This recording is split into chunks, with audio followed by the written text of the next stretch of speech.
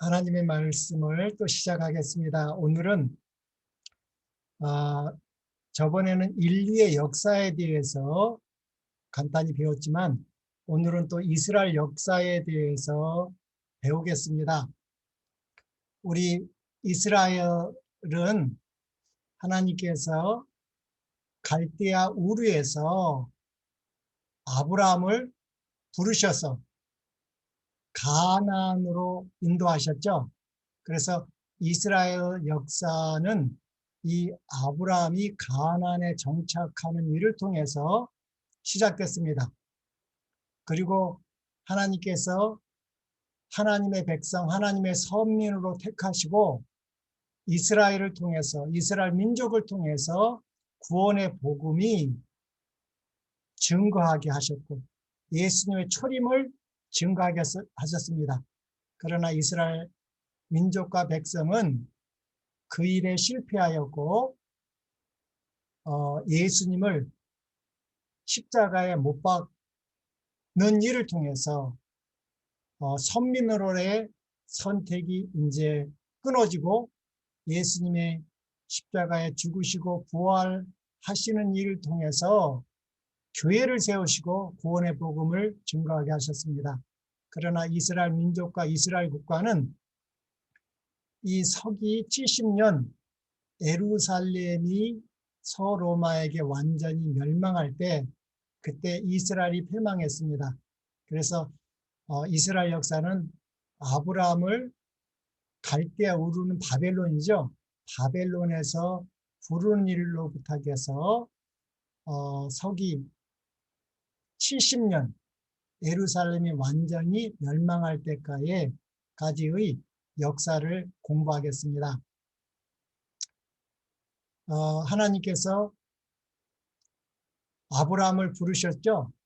그냥 부른 것이 아니라 이 창세기 3장 15절에서 새 언약을 주시고 여자의 후손을 통해서 이 죄의 세상인 애굽에 사는 하나님의 백성들을 구원하시겠다고 약속하셨습니다.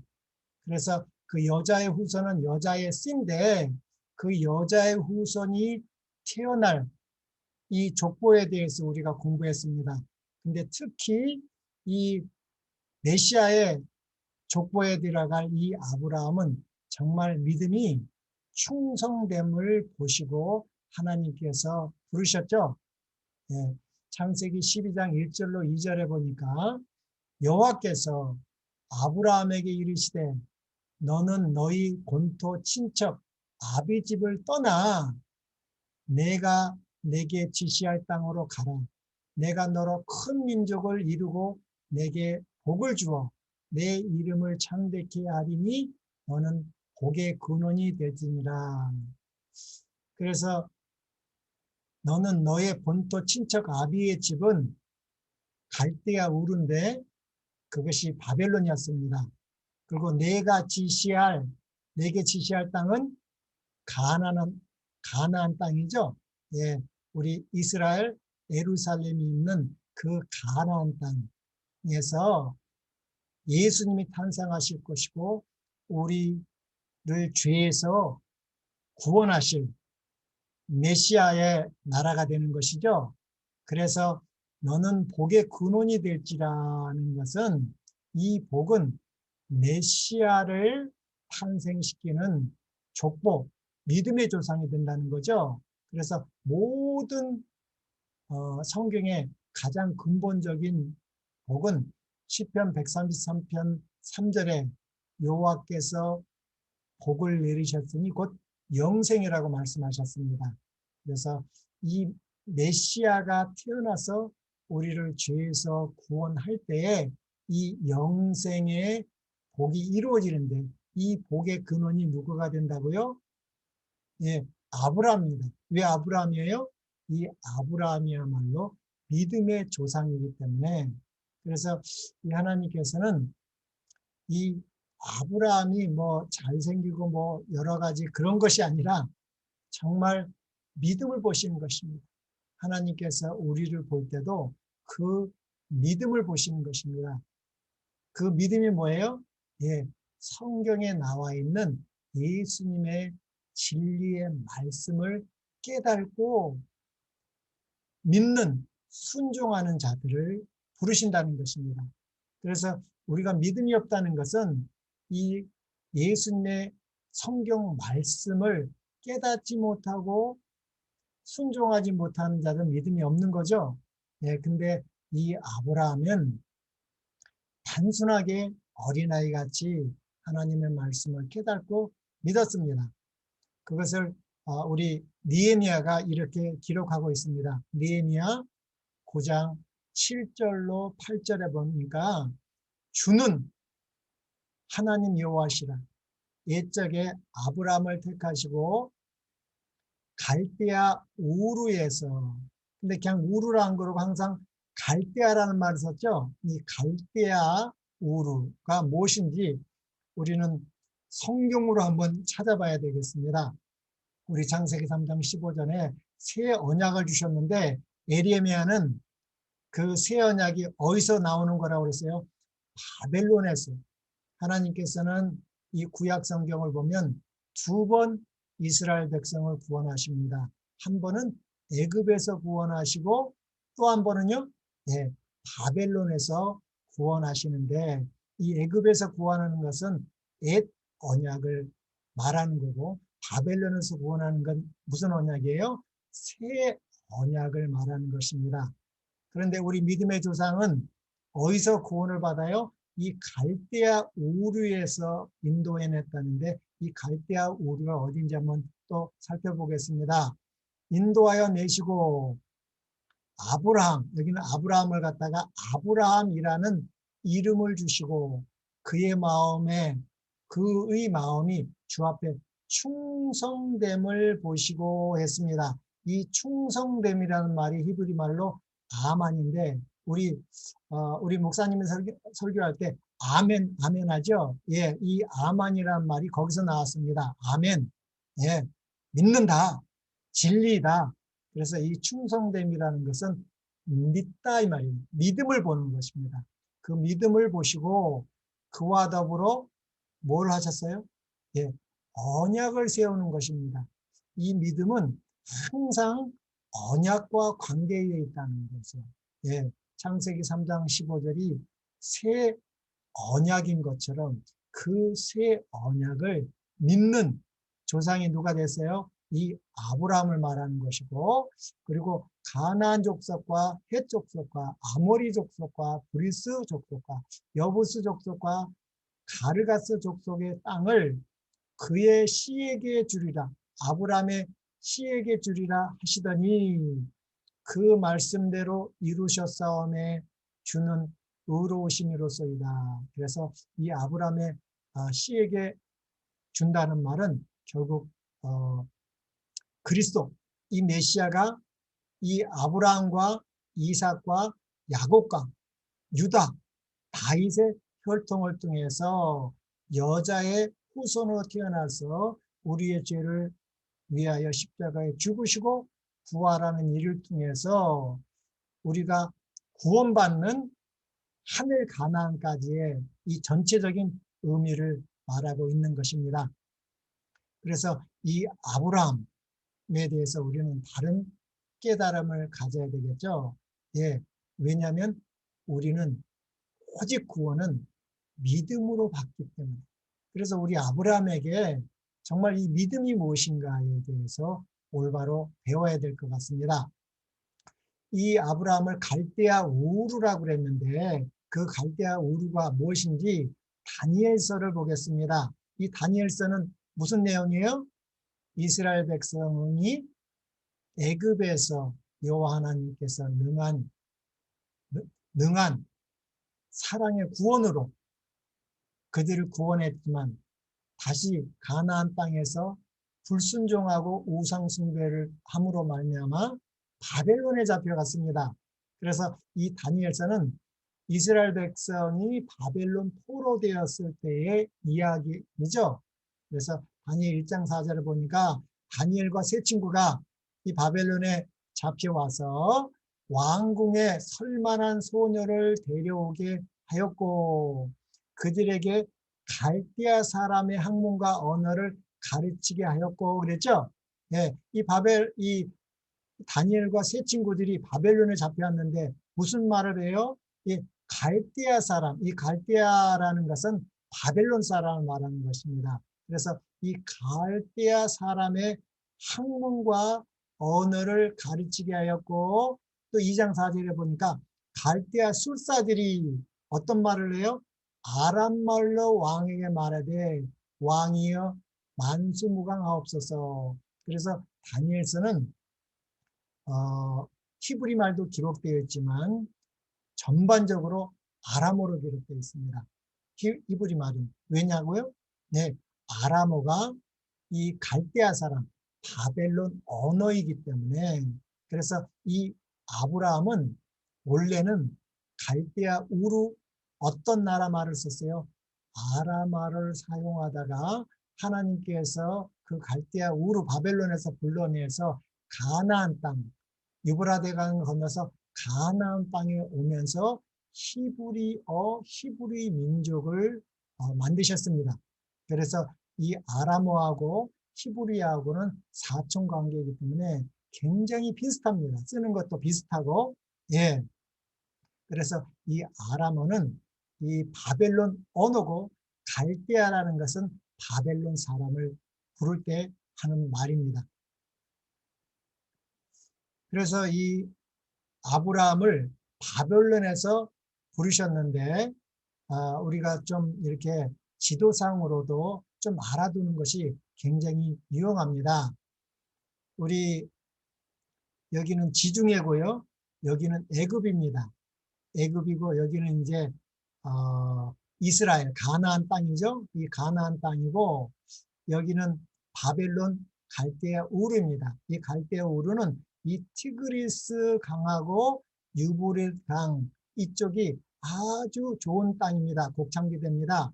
그런데 우리가 창세기 2장에 보면은 이 유브라데 강하고 이 티그리스 이걸 갖다가 옛날에는 히데겔이라고 했죠.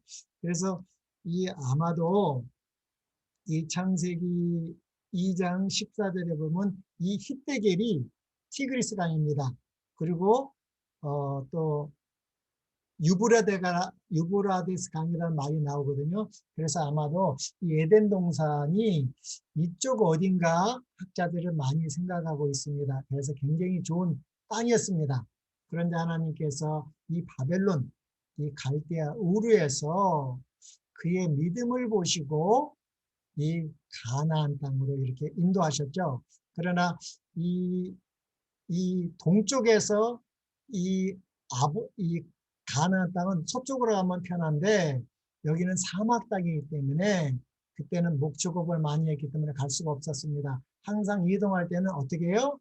이 산이나 강이 있는 쪽을 통해서 이렇게 돌아서 내려왔습니다. 그래서 이 바벨론이 침공할 때는 항상 동쪽이 아니라 북쪽에서 내려왔습니다. 그래서 북방 이라고 할 때는 이 바벨론을 표상하는 것입니다. 그래서 이 아브라함이 갈대아 우르에서 가나안으로 또 기근 때문에 애굽으로 내려갔다가 다시 이 가나안 땅으로 왔죠. 그래서 아브라함이 이삭을 낳고 이삭이 야곱을 낳고 그래서 이제 이 이스라엘 민족이 형성됐습니다. 그래서 하나님의 말씀에 순종해서 갈 바를 몰랐습니다. 아브라함은 이 갈대아 우르에서나 하란에서나 참 부자였습니다. 그래서 하란에서 나올 때에도 종들을 많이 데리고 나왔는데 그 아브라함이 섬기는 여호와 하나님을 믿었기 때문에 아브라함은 참 부자였습니다.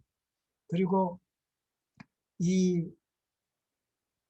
갈대아 우르에서 하란으로 가고 하란에서 나올 때가 75세였습니다. 그리고 하나님께서 이 축복하신다고 약속하셨죠.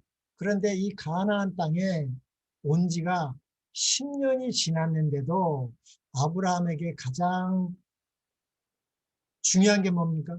재산도 있고 종도 많이 있어요. 짐승들도 많이 있고 씨가 없었습니다. 자손이 없었습니다. 그래서 이 아브라함이 이제 10년이나 지났는데 왜 하나님께서 그때 나이가 벌써 85세입니다. 예, 이 사라도 나이가 많았고요. 그래서 굉장히 어, 이제 좀 나이가 많이 들었죠. 예, 그 이야기가 이렇게 창세기 16장 3절로 4절에 나와 있습니다.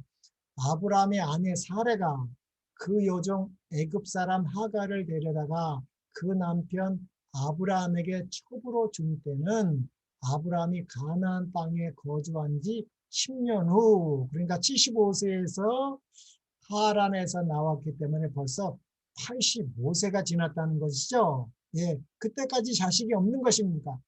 그러니까 얼마나 초조하겠습니까? 예, 하나님께서 약속하셨는데, 예, 또 이 사라도 늙었고, 그래서 이 사라가 그 여종 하갈 애굽에서 데려온 젊은 처자를 이렇게 아브라함에게 좀 주는 그림인데 이 명화입니다. 예. 아브라함이 하갈과 동침하였더니 하갈이 임신함에 그가 자기의 임신함을 알고 그의 여주인을 멸시한지라. 이것이 우리 믿음의 조상 아브라함에게 큰 시험거리였죠.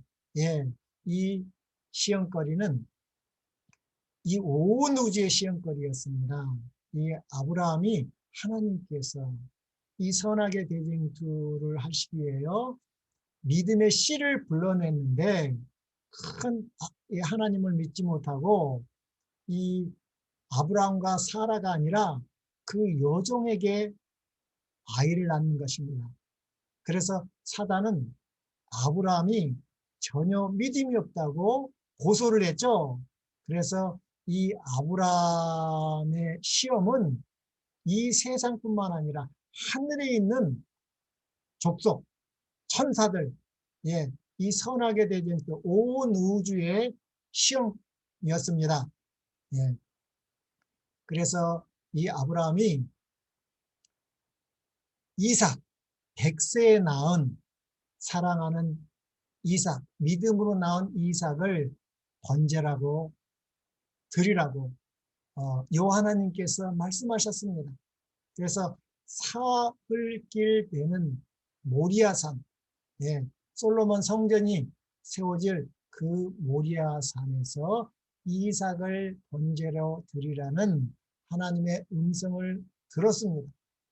얼마나 마음이 아팠겠습니다. 그 3일 동안의 이 고뇌가 얼마나 크겠습니까?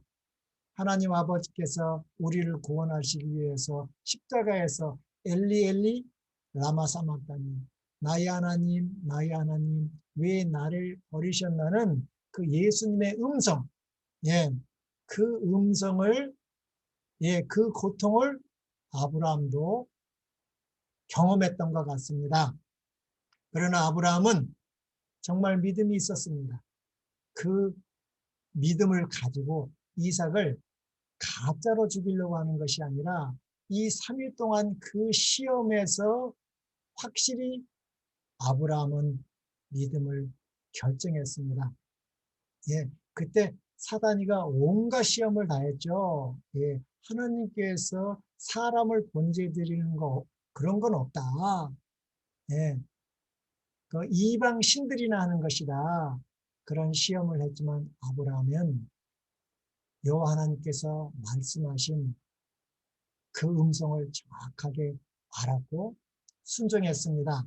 그래서 진짜로 이삭을 죽이려고 했죠. 그래서 창세기 22장 9절로 12절에 아브라함이 손을 내밀어 칼을 잡고 그 아들을 잡으려고 하더니 이거 장난으로 한 게 아닙니다. 진짜입니다. 근데 무슨 마음으로 이렇게 했는지 이제 답이 나오죠. 여호와의 사자가 하늘에서 그를 불러 가라사대 아브라함아 아브라함아 하시는지라 그 아이에게 내 손을 대지 말라 내가 내 아들 내 독자라도 내게 아끼지 아니했으니 내가 이제야 내가 하나님을 경외하는 줄을 아노라. 하나님은 아셨죠.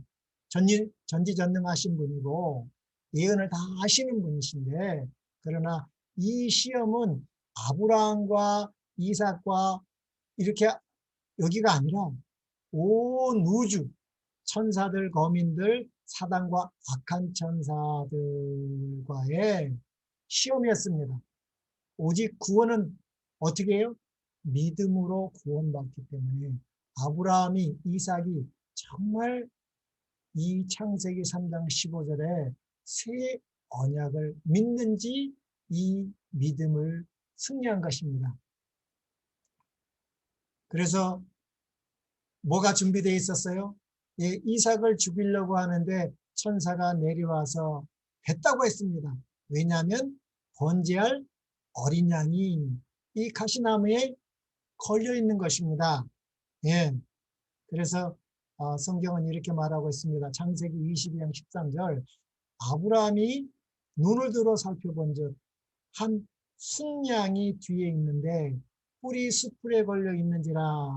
아브라함이 가서 그 순양을 가져다가 누구를 대신해서 아들을 대신하여 번제로 드렸더라. 이것이 영적으로 어떤 의미일까요? 예, 이 이삭은 죄인이죠. 예, 죽어야 할 죄인인데 이 죄인 대신에 누가 죽는 거예요? 이 어린 양으로 상징하는 누구예요? 그러니까 이거는 영적 크미로 하면 첫 아담을 말하는 거죠. 왜냐하면 아담 안에서 우리가 다 죽었기 때문에. 그리고 이 어린 양은 누구요? 아담과 아담 안에서 죽은 마지막 아담이신 예수님을 또 표상하는 거로 되어 있습니다. 그래서 이 어린 양이 이렇게 가시나무에 이렇게 걸려 있습니다. 그거는 예수님도 십자가에 못 박이실 때까지 이 가시면류관을 쓴 것 같습니다.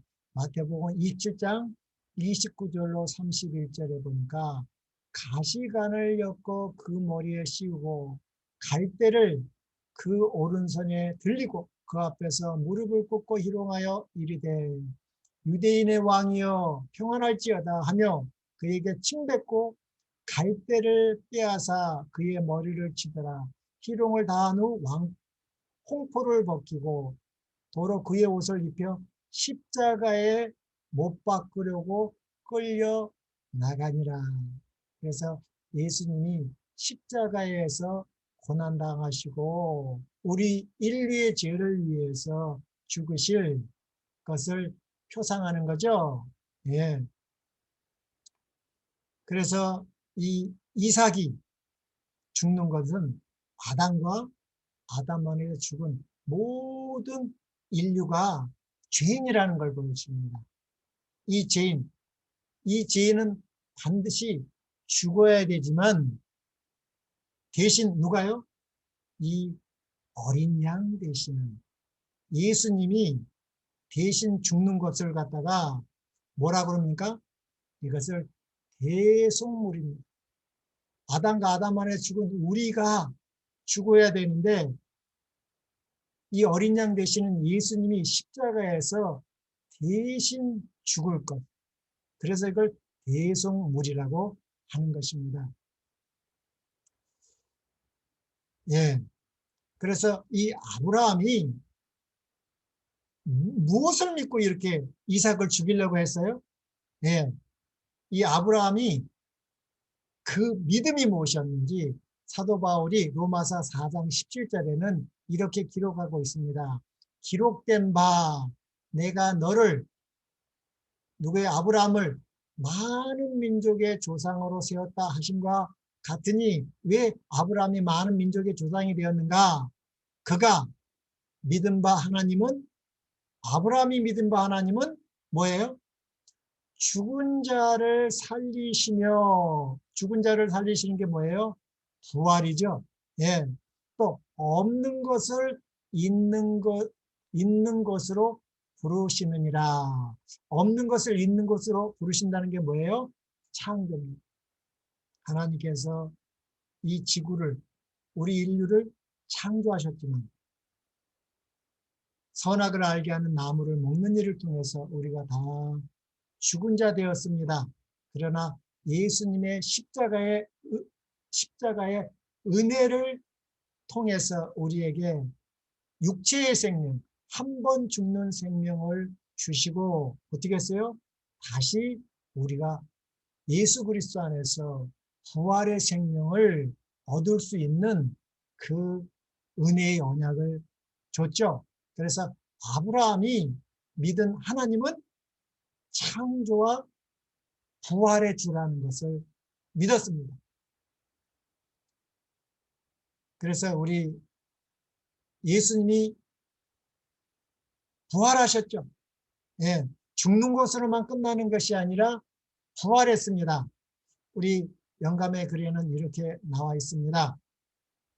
호세아 선지자 151쪽에 이 아들은 이 이삭을 말하는 것입니다. 이 아브라함에게 이 아들은 애기지 않게 주어졌으니 하나님의 능력으로 주어졌죠.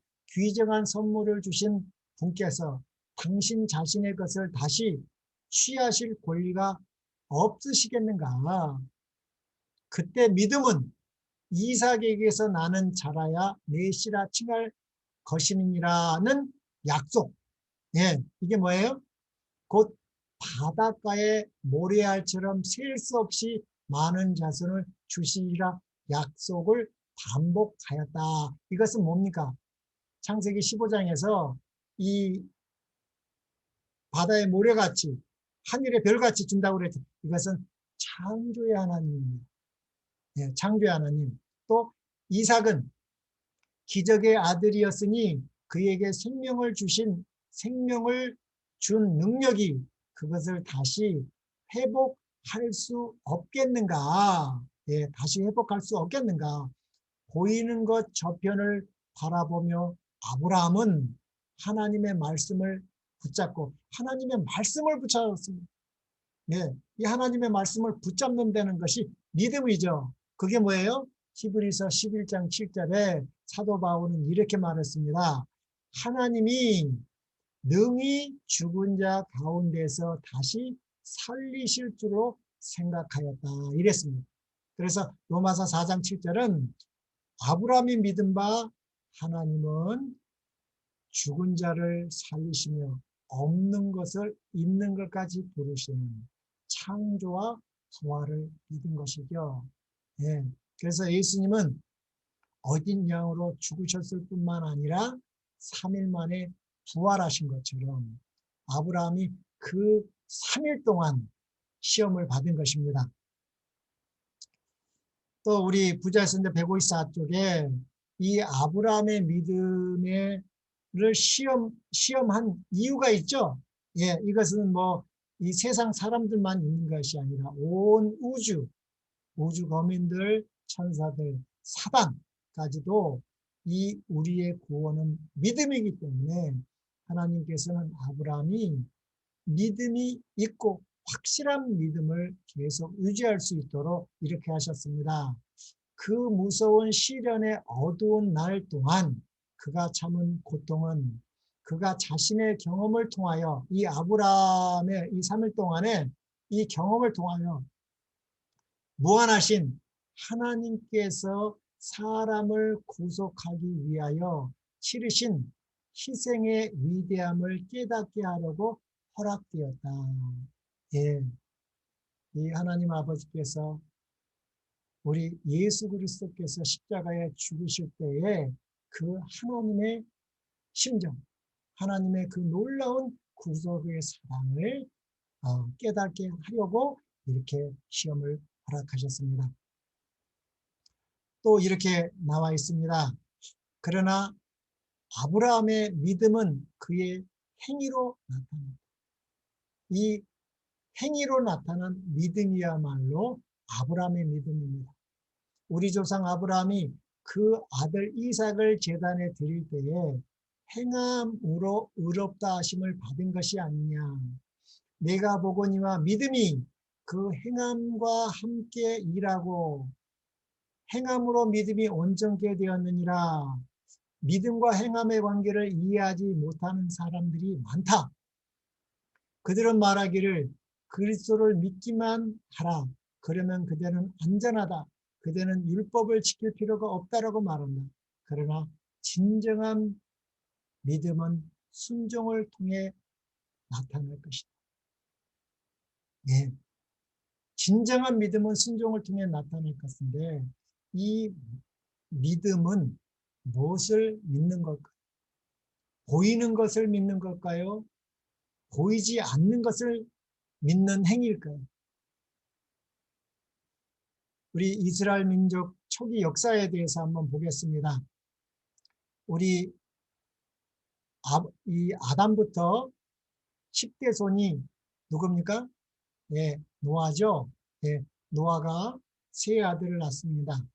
500세에 셈과 함과 야벳을 낳고 셈이 이 메시아의 족보에 들어가서 예, 이 10대 손이 누굽니까? 예, 아브라함입니다. 예, 그때가 아담이 타락하고 노아홍수와 또 바벨탑 사건이 지난 약 한 2000년에서 2100년이 지났을 때에 하나님께서는 이 믿음의 조상 아브라함을 갈대아 우르 바벨론에서 불러내셨습니다. 그것이 뭐예요? 새 언약입니다. 이 아브라함은 바벨론, 이 바벨론은 뭘 상징한 거예요? 혼잡입니다. 뭐가 혼잡한 거예요? 말씀이 혼잡한 것입니다. 아브라함이 믿은 것은 보고 믿는 것이 아니라 하나님의 말씀, 그 말씀을 믿은 것이죠. 예. 예수님께서도 요한복음 14장 6절에 예수께서 이르시되 내가 곧 길이요 진리요 생명이라고 말씀하셨습니다. 예. 그 내가라는 말은 무슨 말이에요? 말씀을 말하는 것입니다. 말씀이 곧 길이요 진리요 생명이니 예, 아버지께로 나올 수 있는 것은 오직 그 말씀을 깨달아야지 믿는 것이고 그 믿음이 진짜인지 가짜는 순종함으로 되는 것입니다. 그래서 아브라함을 불러내시고 이 아브라함이 시험을 받았지만 통과했습니다. 예, 아브라함이 첫 아들은 하갈이었고 이 또 아브라함이 그두라라는 후처를 사라가 죽고 나서 더 낳았죠. 예, 그래서 그 8명의 아들이 있었지만 이 믿음의 조상의 후계자는 이삭이 되었습니다. 예, 또 이삭도 아들을 2명 낳습니다. 쌍둥이 에서와 야곱을 낳았는데 누가 됐습니까? 그 믿음이 예, 야곱으로 넘어갔죠. 예, 그래서 이 야곱은 70세가 넘어서 그 외삼촌 밧단 아람으로 갔죠. 밧단 아람으로 가서 네 아내를 통해서 12아들을 낳았습니다. 이 12아들을 낳았습니다. 그래서 우리가 저번에 아브라함까지의 역사만 공부했지만 이삭, 야곱 이 12아들에 대해서 좀 공부할까 하다가도 또 다음에 시간이 되면은 이삭의 믿음이 뭐였는지 이 야곱의 믿음이 뭐였는지 또 12아들의 믿음이 뭐였는지 시간이 되면 또 공부하겠습니다. 그런데 이 12아들 중에서도 이 라헬, 야곱이 제일 사랑한 라헬의 첫 아들, 늦게 난 아들입니다. 거의 나이가 굉장히 90이 다 돼서 난 것 같습니다. 이 아브라함이 이삭을 낳을 때 100세였지만 야곱도 굉장히 요셉을 늦게 낳습니다. 왜냐하면 야곱이 외삼촌 라반의 집에 갈 때 70이었기 때문에 18, 20살이 아니었습니다. 예, 70이 다 되었을 때에 간 것입니다.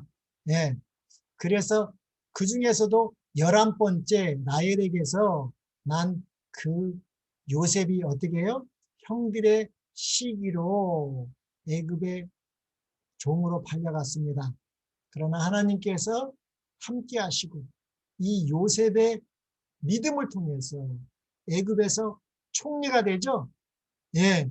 그래서 형제자매 아버지를 다 불러서 이 이 애굽에서도 좋은 이 고센 땅에 완전히 애굽하고 분리해서 살았습니다.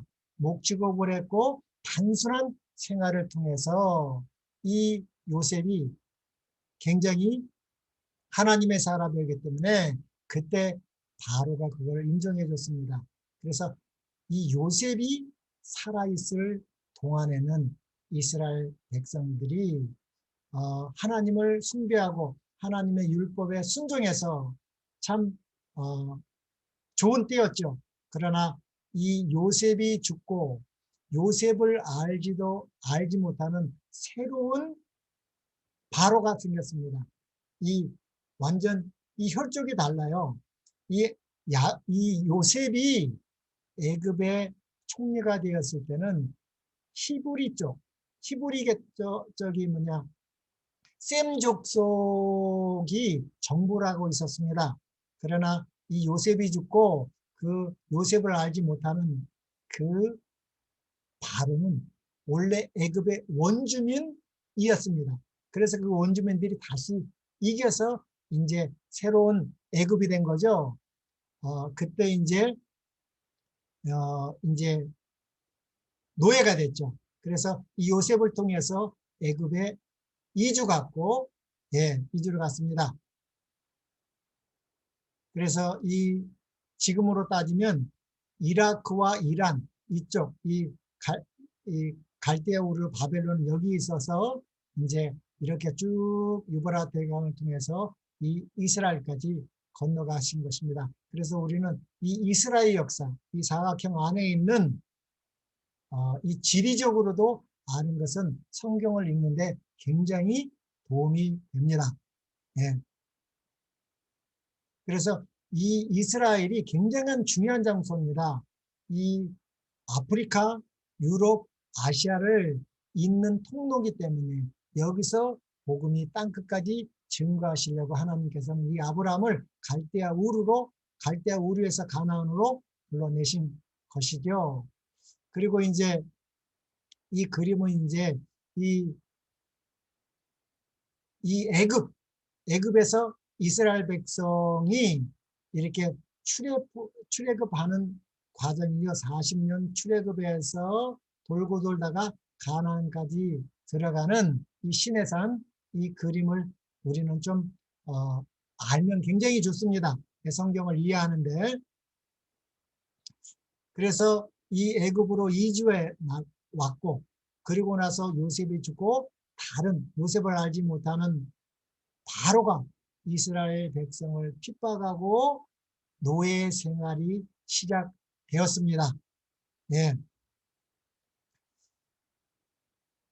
출애굽기 1장 6절로 10절을 보면 이 이스라엘 백성이 이 야곱의 12아들을 통해서 70명이 애굽에 내려왔지만 이 요셉을 알지 못하는 새로운 바로가 왕이 돼서 이스라엘 백성을 이제 괴롭혔을 때는 굉장히 많은 이스라엘 백성이 번성했죠. 예. 그래서 이 요셉과 그의 모든 형제와 그 시대의 사람은 다 죽었고, 예, 요셉이 죽었습니다. 이스라엘 자손은 생육하고 불어나 번성하고 매우 강하여 온 땅에 가득하게 되었더라. 요셉을 알지 못하는 새 왕이 일어나 애굽을 다스리더니 그가 그 백성에게 이르되 이 백성 이스라엘 자손이 우리보다 많고 강하도다. 자, 우리가 그들에게 대하여 지혜롭게 하자. 두렵건대 그들이 더 많게 되면 전쟁이 일어날 때에 우리 대적과 합하여 우리와 싸우고 이 땅에서 나갈까 하노라 하고. 그래서 이스라엘 백성이 400년 동안 이 애굽에 있었던 것은 은혜였습니다. 요셉이 믿은 이스라엘 민족들이 믿은 그 여호와가 어떠신 분인지 전도할 좋은 기회였고 배울 수 있었습니다. 그래서 많은 애굽 사람들이 이 여호와 하나님의 놀라우신 그 구속의 경륜을 많은 사람들이 깨달았고, 그러나 이 바로는 사단을 상징합니다. 그래서 어떻게 되는 거예요? 예, 하나님께서 여자의 후손은 이스라엘 민족과 이스라엘 국가를 통해서 메시아가 탄생할 것을 알고 이 이스라엘 백성들을 학대하고 죽여야지 사단이 자기의 머리를 깰 여자의 후손이 탄생하지 못하게 하기 위하여 뱀의 후손인 이 바로를 이용한 것이죠. 그래서 우리 이 고고학을 찾아보면 이스라엘 백성이 얼마나 이렇게 애굽에서 종노릇 고난이 당했는지 실제적으로 이렇게 발견이 됐습니다. 예. 출애굽기 1장 12절 14절 보면 그러나 이스라엘 백성이 학대를 받는데 학대를 받을수록 더욱 번식하고 창성하니 애굽 사람이 이스라엘 자손을 인하여 근심하여 이스라엘 자손의 역사를 엄하게 하여 고욕으로 그들의 생활을 괴롭게 하니 곧 흙 이기기와 벽돌 굽기와 농사의 여러 가지 일이라 그 시키는 역사가 다 엄하였더라. 그래서 이스라엘 민족을 완전히 어떻게 해요? 노예를 삼아서 종으로 부리려고 하고 없애려고 한 것이죠. 예. 그런데 이스라엘 백성은 계속 번성하는 것입니다. 그러니까 어떻게 해야 되겠어요? 예, 이렇게 나와 있습니다. 출애굽기 1장 16절로 22절에 보니까 가로되 너희는 히브리 여인을 위하여 조산할 때에 살펴서 남자여든 죽이고 여자여든 그는 살게 되라. 그러므로 바로가 그 모든 신민에게 명하여 가로되 남자가 나거든 너희는 그를 하수에 던지고 여자여든 살리라 하였더라. 그래서 노예로만 부리는 것이 아니었습니다.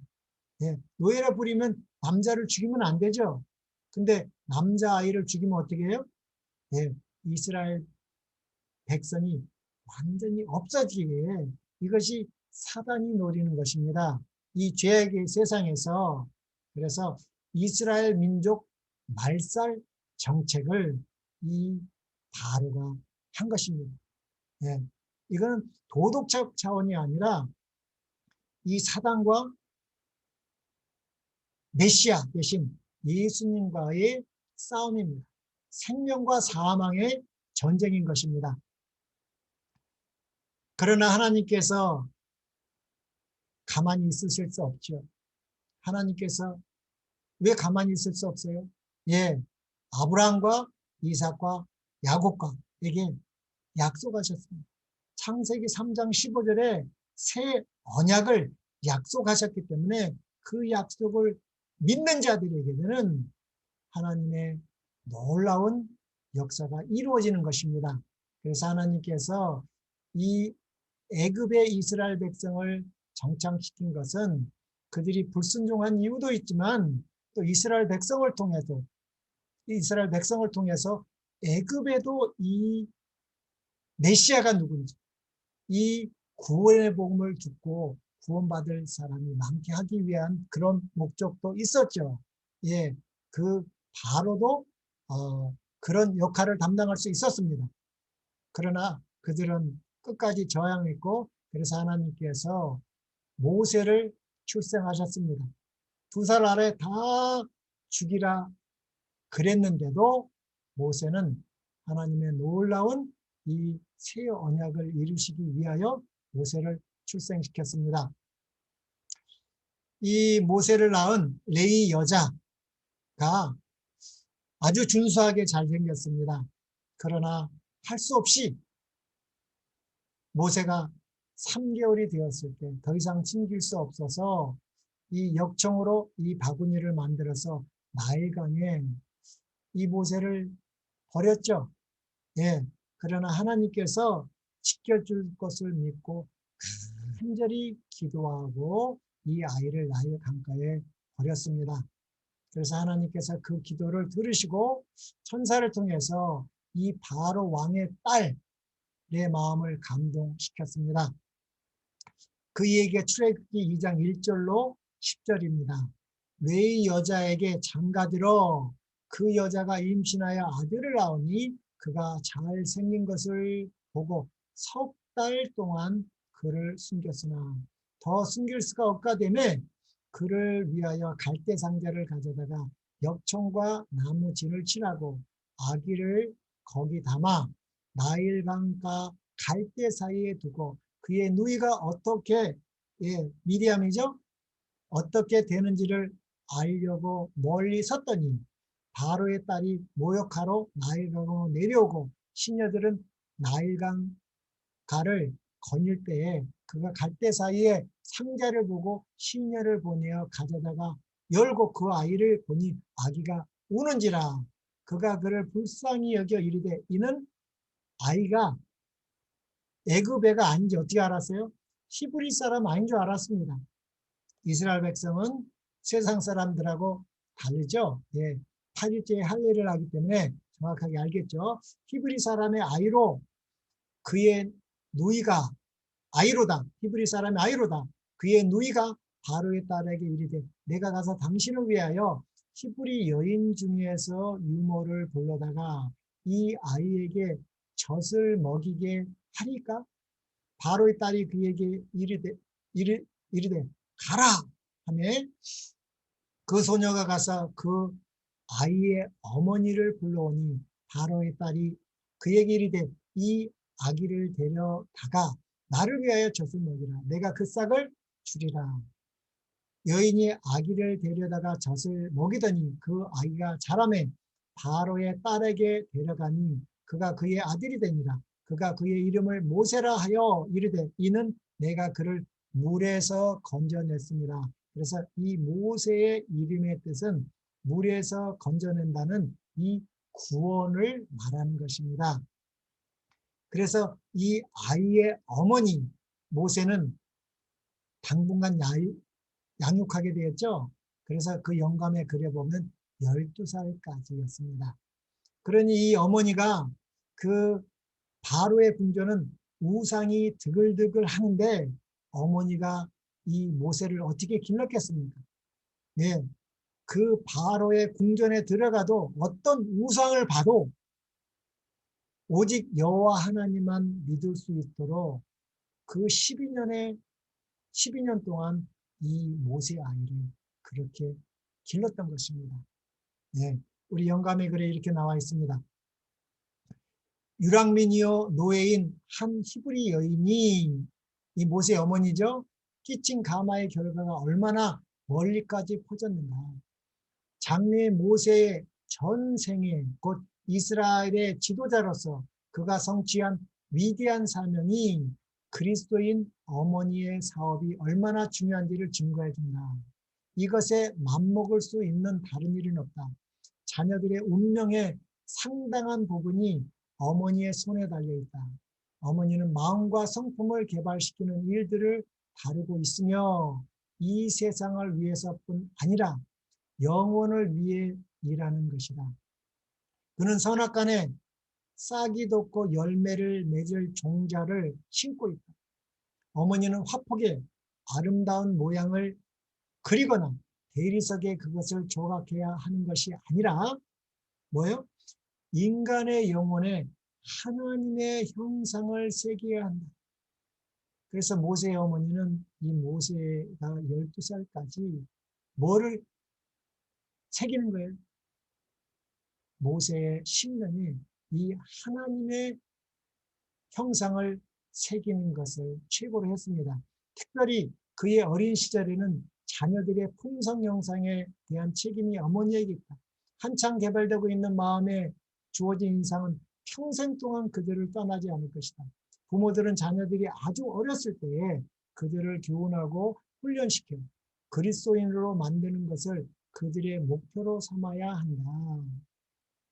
그들은 이 세상 왕국의 모자를 상속할 후계자로서가 아니라 무궁한 세월을 통하여 다스릴 하나님 나라의 왕들로서 교육하도록 어머니들에게 위탁되었다.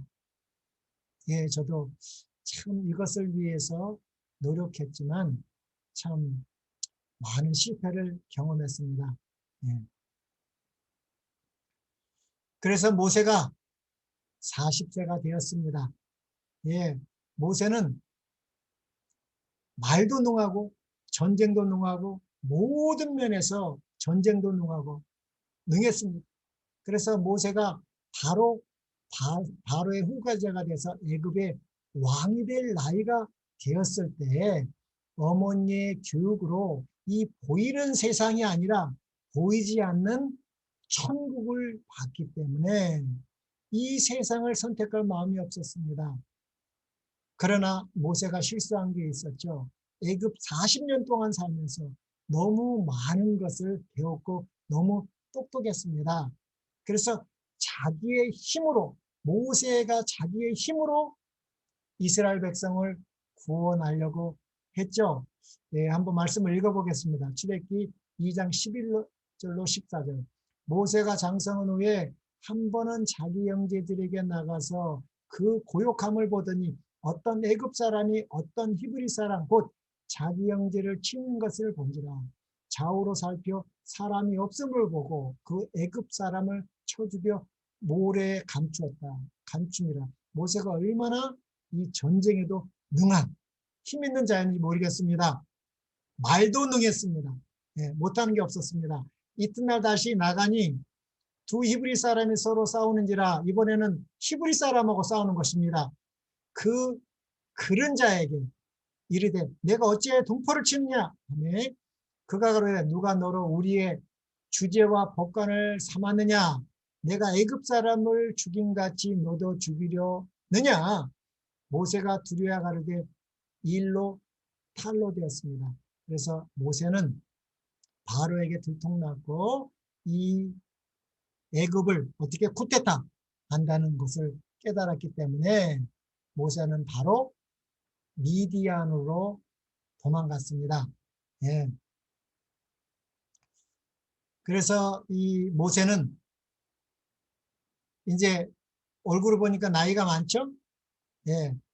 이 40년 동안 미디안 광야에서 그 장인어린의 양을 쳤습니다.